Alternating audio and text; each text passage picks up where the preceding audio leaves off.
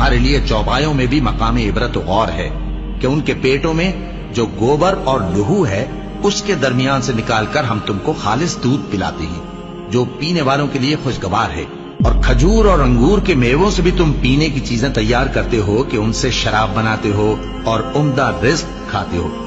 जो लोग समझ रखते हैं उनके लिए इन चीजों में निशानी है।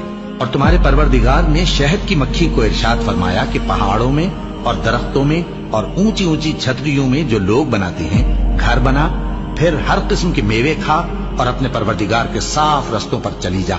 उसके पेट से पीने की चीज निकलती है जिसके मुख्तलिफ रंग होते हैं, उसमें लोगों के लिए शिफा है।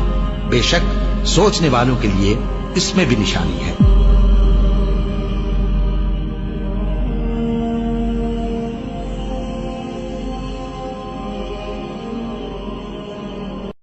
और तुम्हारे लिए चौपायों में भी